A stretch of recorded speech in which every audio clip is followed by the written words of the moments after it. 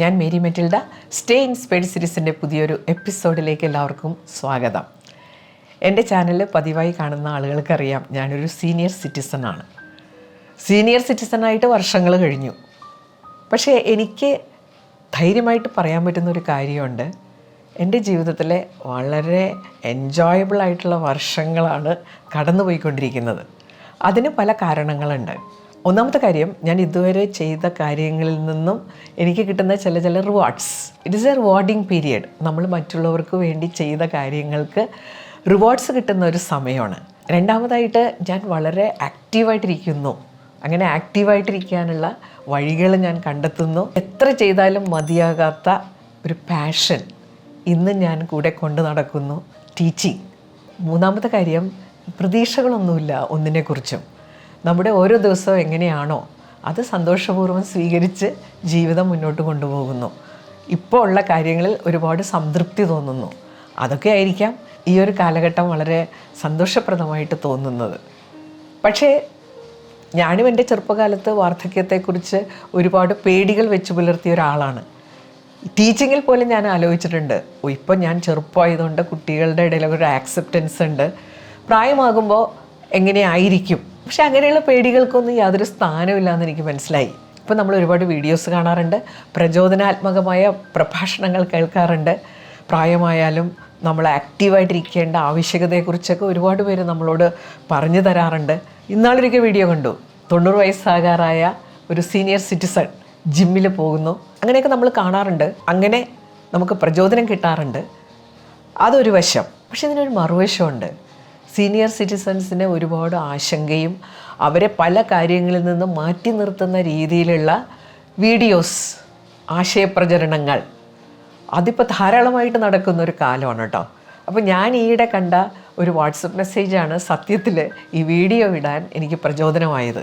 ആ WhatsApp message ഒരുപാട് പ്രചാരത്തിലുള്ള ഒരു മെസ്സേജാണെന്ന് തോന്നുന്നു. അങ്ങനെ ഫോർവേഡ് ചെയ്ത് എനിക്ക് വന്നതാണ്. ഞാനിന്ന് ഓടിച്ചു നോക്കിയപ്പോൾ അതിനകത്ത് എഴുതിയിരിക്കുകയാണേ, സീനിയർ സിറ്റിസൺസ് എന്ന് പറഞ്ഞു കഴിഞ്ഞാൽ നമ്മൾ 60 വയസ്സ് തുടങ്ങിയുള്ളൊരു പ്രായമാണല്ലോ. അപ്പം നമ്മൾ ഒരുപാട് ശ്രദ്ധിക്കണം. എല്ലുകളുടെ ബലം കുറയും, അത് നമ്മൾ ആക്സെപ്റ്റ് ചെയ്യണമെന്നുള്ളതാണ്. അല്ല, എല്ലുകളുടെ ബലമൊക്കെ കുറയും, അതൊക്കെ ശരിയാണ്. അവിടെ നിങ്ങൾ വൈറ്റമിൻ ഡി ടെസ്റ്റ് ചെയ്യാനൊന്നും പോകണ്ട. പകരം വളരെ വളരെ കെയർഫുള്ളായിട്ട് ജീവിക്കുക. സ്റ്റൂളിൻ്റെ പുറത്ത് കയറരുത്, കസേരയിൽ കയറരുത്, അതൊക്കെ നമുക്ക് സമ്മതിച്ചു കൊടുക്കാം. പക്ഷേ ഒരു ചെറിയ പീഠത്തിൻ്റെ മുകളിൽ പോലും കയറരുതെന്ന് പറഞ്ഞപ്പോൾ എനിക്കാകെ പ്രശ്നമായി. പിന്നെ കുറേ നിർദ്ദേശങ്ങളാണ്. മഴയുള്ള ദിവസം പുറത്തേ ഇറങ്ങരുത്. പിന്നെ ഡ്രസ്സെല്ലാം ഇടുമ്പോൾ അടിവസ്ത്രങ്ങളൊക്കെ ധരിക്കുമ്പോൾ എവിടെയെങ്കിലും കസേരയിൽ ഇരുന്ന് വേണം ധരിക്കാൻ. ഇങ്ങനെയൊക്കെ പറഞ്ഞ് ഒരുപാട് നിർദ്ദേശങ്ങൾ വായിച്ച് എനിക്ക് മനസ്സിലായ ഒരു കാര്യം, ഓൾഡ് ഏജ് എന്ന് പറഞ്ഞു കഴിഞ്ഞാൽ പിന്നെ നമ്മൾ ശരീരം ഒന്നും ഉപയോഗിക്കാതെ അതീവ ശ്രദ്ധയോടുകൂടി സൂക്ഷിച്ചിരിക്കേണ്ട ഒരവസ്ഥ. അതുകൊണ്ട് എന്താ കാര്യം? അതല്ലല്ലോ വേണ്ടത്. നമ്മൾ അഭിമാനം കൊള്ളേണ്ട ചില കാര്യങ്ങളുണ്ട്. എല്ലാവർക്കും കിട്ടുന്ന ഒരവസരമല്ല വാർദ്ധക്യം, ഒരു ഭാഗ്യമാണത്. We should be very thankful. എന്തിനു വേണ്ടിയിട്ടാണത്? നമുക്ക് കുറച്ച് ഉത്തരവാദിത്തങ്ങളൊക്കെ ഉണ്ട്. പുതിയ തലമുറയ്ക്ക് ആക്റ്റീവായിട്ടിരിക്കേണ്ട മാതൃകകളായിരിക്കേണ്ടത് നമ്മളാണ്. അവർക്ക് തോന്നണം, ഈ പ്രായത്തിലും ഇവരൊക്കെ എത്ര ആക്റ്റീവാണ്, അതുപോലെ നമ്മളാകേണ്ടേ. നമ്മൾ ജീവിതത്തിൽ നിന്ന് ആർജിച്ച വിസ്ഡം അത് നമ്മൾ അടുത്ത തലമുറയ്ക്കൊക്കെ പകർന്നു കൊടുക്കണ്ടേ. അതിന് പകരം നമ്മളെല്ലാത്തിൽ നിന്നും വിഡ്രോ ചെയ്ത് ഇങ്ങനെ ഇരുന്ന് കഴിഞ്ഞാൽ അത് വലിയൊരു തെറ്റല്ലേ? ഒന്നാമത്തത്, ജനസംഖ്യയിൽ വലിയൊരു ശതമാനം സീനിയർ സിറ്റിസൺസാണ്. അവർ ഇനാക്റ്റീവ് ആയി കഴിഞ്ഞാൽ ഗുരുതരമായ പ്രതിസന്ധി ഉണ്ടാവും. ഇപ്പോൾ സീനിയർ സിറ്റിസൺസും അവരുടെ മക്കളും അറിഞ്ഞിരിക്കേണ്ട ഒരു കാര്യത്തെക്കുറിച്ചാണ് ഇന്നത്തെ വീഡിയോ. ഓൾഡ് ഏജ് ഒരു ഡിക്ലൈൻ സ്റ്റേജാണ്. നമ്മുടെ ശരീരത്തിന് പല വ്യതിയാനങ്ങളും സംഭവിക്കും. ചില കാര്യങ്ങൾ നമ്മൾ അതുകൊണ്ട് ശ്രദ്ധിക്കേണ്ടതായിട്ടുണ്ട്. ആക്റ്റീവായിട്ട് സന്തോഷമായിട്ട് ജീവിക്കാൻ വേണ്ടി ചില കാര്യങ്ങൾ നമ്മൾ ശ്രദ്ധിക്കണം. അങ്ങനെ ശ്രദ്ധിക്കേണ്ട കാര്യങ്ങൾ എന്തൊക്കെയാണെന്നുള്ളതാണ് ഇന്നത്തെ വീഡിയോയിലൂടെ ഞാൻ ഷെയർ ചെയ്യുന്നത്. ഒന്ന്, നമ്മുടെ കാലുകളെ നമ്മൾ നന്നായിട്ട് കെയർ ചെയ്യണം. എന്ന് വെച്ച് കാലുകൾ ഉപയോഗിക്കാതിരിക്കലല്ല, നമുക്ക് സാധ്യമായ വിധത്തിൽ കാലുകൾ ഉപയോഗിക്കണം. ഇവിടെയാണ് ഇന്നത്തെ ഏറ്റവും വലിയൊരു ത്രെറ്റ്. നമുക്ക് കുത്തിയിരിക്കാനുള്ള സാധ്യത ഇന്ന് കൂടുതലാണ്. സോഷ്യൽ മീഡിയ, TV ഇതെല്ലാം വന്നതോടുകൂടി നമ്മൾ എൻ്റർടൈൻമെൻറ്റിന് ഇതുപോലെയുള്ള സംവിധാനങ്ങളെ കൂടുതലായിട്ട് ആശ്രയിക്കുന്നു. അപ്പോൾ എവിടെയെങ്കിലുമൊക്കെ ഇരുന്ന് കഴിഞ്ഞാൽ അങ്ങനെ നമ്മൾ ഇരുന്ന് പോകും. ഇരിപ്പൊരു കംഫർട്ട് സോണാണ്. അതുകൊണ്ട് നമുക്ക് ഇരിക്കാൻ താല്പര്യം കൂടും. നമ്മൾ വാർദ്ധക്യത്തിലെത്തുമ്പോൾ that is a decline stage. പതുക്കെ നമ്മൾ ഈ ലോകം വിട്ടുപോകാനുള്ളവരാണ്. നമ്മൾ ഒരുപാട് പ്രായമുള്ള ആളുകളെക്കുറിച്ചൊക്കെ പറയുന്നത് കേട്ടിട്ടില്ലേ? അങ്ങൊരു കിടപ്പായി എന്നുള്ളതാണ് ആദ്യത്തെ സ്റ്റേജ്. അത് നമുക്ക് കഴിയുന്നത്ര പ്രതിരോധിക്കാം. കഴിയുന്നത് ഈ കുത്തിയിരിപ്പ് ഒഴിവാക്കുക എന്നുള്ളത് വളരെ പ്രധാനപ്പെട്ടൊരു കാര്യമാണ്. എല്ലാ ദിവസവും വീടിന് വെളിയിലൊന്ന് ഇറങ്ങണം. അല്ലെങ്കിൽ നമുക്ക് പുറത്തിറങ്ങാൻ ചെറിയൊരു ഭയം വരും. പിന്നെ നമ്മൾ പുറത്തിറങ്ങി നടക്കാതെ ഇരിക്കും. കാല് നന്നായിട്ട് തിരുമ്മാനുള്ളൊരു സംവിധാനം ഉണ്ടെങ്കിൽ വളരെ നല്ലത്. നമ്മൾ എവിടെയെങ്കിലുമൊക്കെ പോകുമ്പോൾ നടക്കാനുള്ള അവസരം ഉണ്ടെങ്കിൽ അത് പ്രയോജനപ്പെടുത്തുക. എവിടെയാണ് എസ്കലേറ്റർ, എവിടെയാണ് ലിഫ്റ്റ് എന്നൊക്കെ അന്വേഷിച്ച് നടന്ന് കാലുകൾക്ക് സംരക്ഷണം കൊടുക്കരുത്. പലരുടെയും വീട് 2 നിലയായിരിക്കും അല്ലേ? എൻ്റെ വീട് 2 നിലയാണ്. അപ്പോൾ എൻ്റെ മോളും കൊച്ചുമോളും ഇതുവരെ ഞങ്ങളുടെ കൂടെ ഉണ്ടായിരുന്നു. അപ്പോൾ അവർക്ക് ഞങ്ങൾ താഴെയുള്ള ബെഡ്റൂം കൊടുത്തിട്ട് ഞങ്ങൾ മുകളിലാണ് കുറേ നാളായിട്ട്, 4-5 വർഷമായിട്ട്. ഇപ്പോൾ അവരിവിടെ നിന്ന് മാറി ബാംഗ്ലൂർക്ക് പോയി. അപ്പോൾ എൻ്റെ ഹസ്ബൻഡ് എന്നോട് പറഞ്ഞു, ഇനി നമുക്ക് പഴയതുപോലെ താഴത്തെ ബെഡ്റൂമിലേക്ക് പോയാലോ? ഞാൻ പറഞ്ഞു, പോകേ വേണ്ട. കാരണം ഇപ്പോൾ ഒരു 10-20 പ്രാവശ്യം ഞാൻ മുകളിലേക്ക് കയറുകയും ഇറങ്ങുകയൊക്കെ ചെയ്യുന്നുണ്ട്. അതൊക്കെ കംപ്ലീറ്റ് ഇല്ലാതാകും. ഞാൻ അങ്ങനെ ചിലരെ കണ്ടിട്ടുണ്ട്, മുകളിലേക്ക് കയറാനേ പറ്റുന്നില്ല. അതിൻ്റെ ഒരേ ഒരു കാരണം എപ്പോഴോ നമ്മളിത് അറിയാതെ വേണ്ടാന്ന് വെച്ചിട്ടുണ്ട്. അപ്പോൾ ഈ ഓൾഡ് ഏജിലുള്ള ഒരു പ്രശ്നം, നമ്മൾ വേണ്ടാന്ന് വെക്കുന്ന കാര്യങ്ങൾ പിന്നെ രണ്ടാമത് തുടങ്ങാൻ കൂടുതൽ വിഷമാകും. കാലുകൾ നന്നായിട്ട് ഉപയോഗിക്കുക. കഴിയുമെങ്കിൽ എല്ലാ ദിവസവും നടക്കാൻ പോവുക. ഇരിക്കാനാണ് നമുക്ക് ടെൻഡൻസി. യാത്രകൾ ചെയ്യുമ്പോഴും ദീർഘദൂരം ഇരിക്കുന്ന ഒരു രീതി ഒഴിവാക്കുക. ഞാൻ കാറിൽ ദീർഘദൂര യാത്ര നടത്താൻ ഇഷ്ടപ്പെടാറില്ല. ഒരു കാരണം ഇതാണ്, അങ്ങനെ ഇരുന്ന് പോകും നമ്മൾ. കാലുകളാണ് കേട്ടോ നമ്മുടെ വലിയൊരു സ്വത്ത് ഓൾഡ് ഏജിൽ. അവിടെ പ്രശ്നം വന്നാൽ നമ്മൾ ഇരിപ്പായി എന്നുള്ള സ്റ്റേജിലേക്ക് കടക്കും. അപ്പോൾ എല്ലുകളുടെ കാര്യം ശ്രദ്ധിക്കുക, കാൽസ്യമുള്ള ഭക്ഷണം കഴിക്കുക, മുട്ട, പാൽ ഇതൊക്കെ നമ്മുടെ ഭക്ഷണത്തിൽ ഉൾപ്പെടുത്തുക. രണ്ടാമത്തെ കാര്യം, വാർദ്ധക്യകാലത്ത് നമ്മളെ ഏറ്റവും അധികം സഹായിക്കുന്ന ഒന്നാണ് നമ്മുടെ ആത്മവിശ്വാസം. അതിനെ ക്ഷതം തട്ടിക്കഴിഞ്ഞാൽ പ്രശ്നമാണ്. ആത്മവിശ്വാസത്തിന് വേണ്ടിയിട്ടുള്ള വഴികളിൽ ഏറ്റവും പ്രധാനപ്പെട്ടതാണ് നമ്മൾ ചെയ്യാവുന്ന കാര്യങ്ങളൊക്കെ തനിയെ ചെയ്യുക. തനിയെ ചെയ്യുന്ന ഒരുപാട് കാര്യങ്ങളുണ്ടാവുമല്ലോ ഇപ്പോൾ. അതിലേതൊക്കെ നമുക്ക് ഇപ്പോഴും തനിയെ ചെയ്യാൻ പറ്റുമോ അത് ചെയ്യണം. ഞാനിവിടെ ദുബായിക്ക് പോയി. എൻ്റെ മകളും മരുമകനും കൊച്ചുമോളും കൂടി ദുബായിക്ക് പോകുമ്പോൾ അവളുടെ ഒരു എക്സൈറ്റ്മെൻറ്റ് കാണാൻ, കൊച്ചുമോളുടെ ഒരു എക്സൈറ്റ്മെൻറ്റ് കാണാനാണ് ഞാൻ സത്യത്തിൽ ദുബായിക്ക് പോയത്. പക്ഷേ അവർ ടിക്കറ്റ് ബുക്ക് ചെയ്തപ്പോഴും വിസ എടുത്തപ്പോഴൊന്നും ഞാൻ മിണ്ടിയില്ല കേട്ടോ. ഞാൻ തന്നെത്താൻ ടിക്കറ്റ് ബുക്ക് ചെയ്തു, വിസ എടുത്തു. മരുമോളോട് മാത്രം കാര്യം പറഞ്ഞു, ഞാനിങ്ങനെ അങ്ങോട്ട് വരുന്നുണ്ട്. മരുമോളോട് പറഞ്ഞാൽ പിന്നെ മകനും അറിയുമല്ലോ. ഞാൻ തനിയെ യാത്ര ചെയ്യാറുള്ള ഒരാളാണ്. പക്ഷേ എനിക്കറിയാം, ബോധപൂർവ്വം അതിന് നമ്മൾ ഒരു സാഹചര്യം ഉണ്ടാക്കിയില്ലെങ്കിൽ പതുക്കെ എനിക്കൊരു ആത്മവിശ്വാസം നഷ്ടപ്പെടും. തനിയെ യാത്ര ചെയ്യാനുള്ള ഒരു ആത്മവിശ്വാസം നഷ്ടപ്പെടും. നമ്മൾ തനിയെ പോയി യാത്ര ചെയ്ത് തിരിച്ചു വന്നു. അപ്പോൾ ഒരു സന്തോഷമൊക്കെ തോന്നി. അവിടെ നമ്മൾ ശ്രദ്ധിക്കേണ്ട ഒരു കാര്യം എന്താണെന്നോ, ആത്മവിശ്വാസം വളർത്തിയെടുക്കാൻ കാര്യങ്ങൾ തനിയെ ചെയ്യണമെന്ന് പറയുമ്പോൾ നമുക്ക് എന്തെങ്കിലും ഒരു സഹായം വേണമെങ്കിൽ ചോദിക്കുക എന്നുള്ളതും ആത്മവിശ്വാസത്തിൻ്റെ ഒരു ഭാഗമാണ് കേട്ടോ. ചിലപ്പോൾ ചില സ്ഥലത്തൊക്കെ കയറുമ്പോൾ ഒരു ഹെൽപ്പ് വേണ്ടി വരും. ആളുകൾ സന്തോഷത്തോടുകൂടി നമ്മളെ സഹായിക്കും കേട്ടോ. അപ്പോൾ എന്തൊക്കെയാണ് നമുക്ക് റിസ്ക്കായിട്ട് തോന്നുന്നത് അവിടെ നമ്മൾ സഹായം തേടുക. എന്നാൽ നമുക്ക് സാധ്യമായ കാര്യങ്ങൾ നമ്മൾ ചെയ്യുകയും വേണം. ഈ ഹെൽപ്പ് ചോദിക്കുമ്പോൾ സഹായിക്കുക ആളുകളെ സംബന്ധിച്ച് വളരെ സന്തോഷമാണ്. മൂന്നാമത്തെ കാര്യമാണ് മൈൻഡ്ഫുൾനെസ്. പ്രായമാകുമ്പോൾ നമുക്ക് ചില മാറ്റങ്ങളൊക്കെ വരില്ലേ? നമ്മുടെ മെമ്മറിയുമായിട്ട് ബന്ധപ്പെട്ട ചില മാറ്റങ്ങളുണ്ടാവും. നമ്മുടെ മെമ്മറിക്ക് 3 തലങ്ങളുണ്ട്. ഒന്ന് ഇമ്മീഡിയറ്റ് മെമ്മറി സ്പാൻ എന്ന് വെച്ചാൽ ഇപ്പം പറഞ്ഞത് ഓർമ്മയുണ്ടോ, അത് ഓർമ്മയുണ്ടെങ്കിൽ നമ്മുടെ ഇമ്മീഡിയറ്റ് മെമ്മറി സ്പാൻ ഓക്കെയാണ്.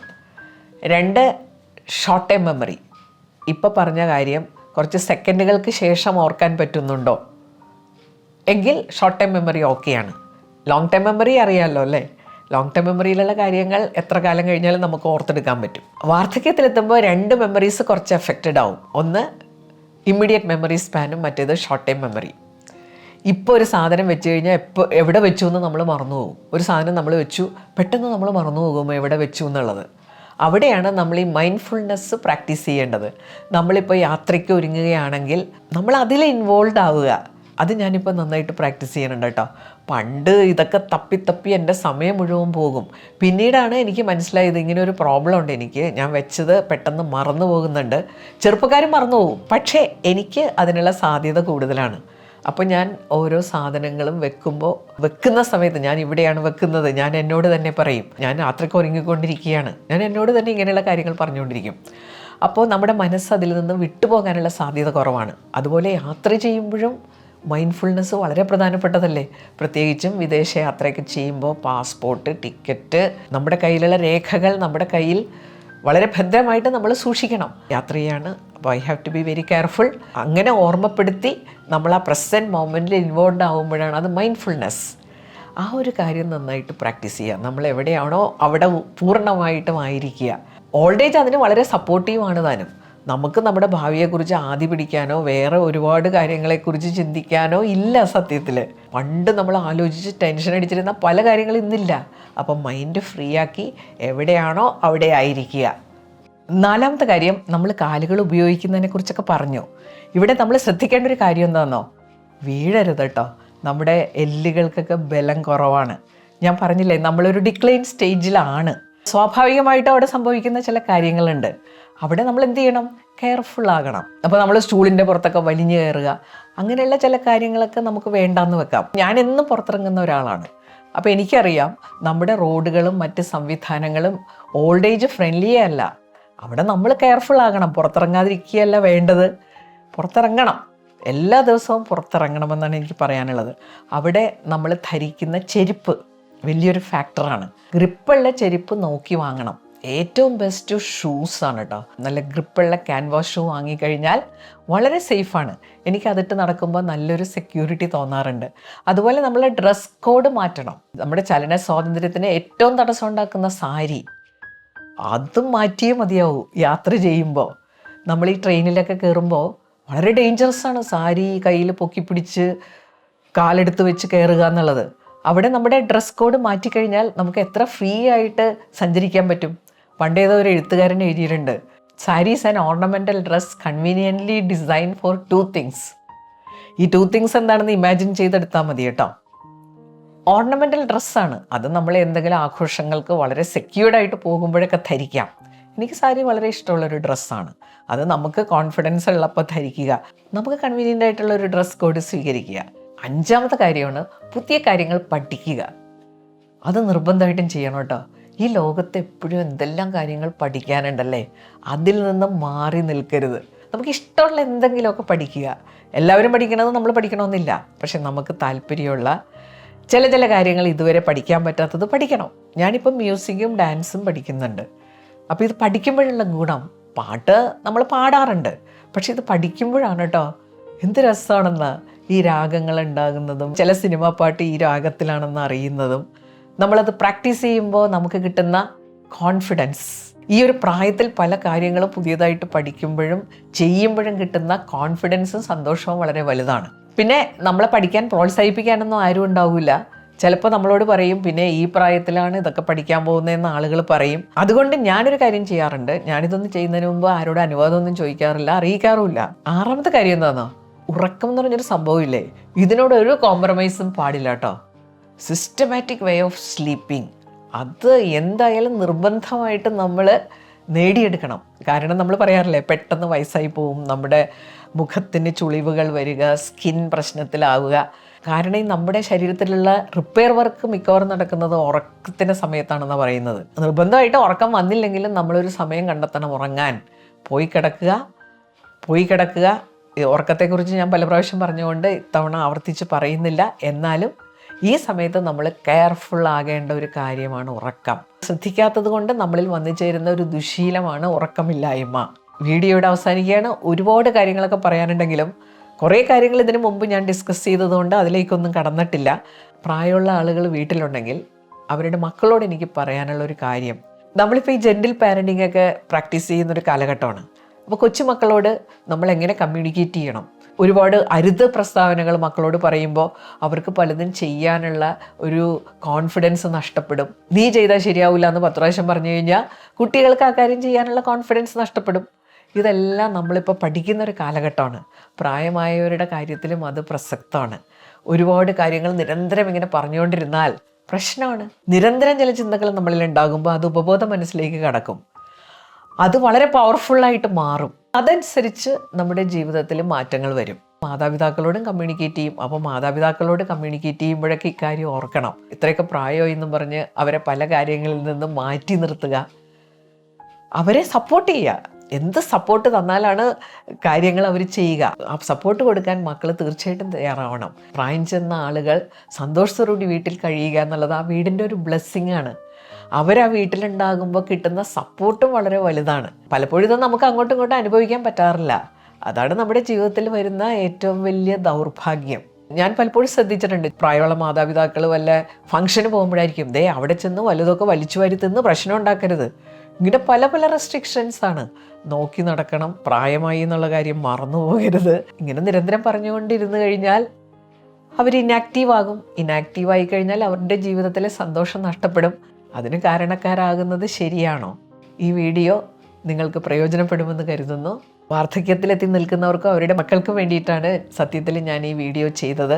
അടുത്ത ആഴ്ച പുതിയൊരു വീഡിയോയുമായിട്ട് നമുക്ക് വീണ്ടും കാണാം. താങ്ക്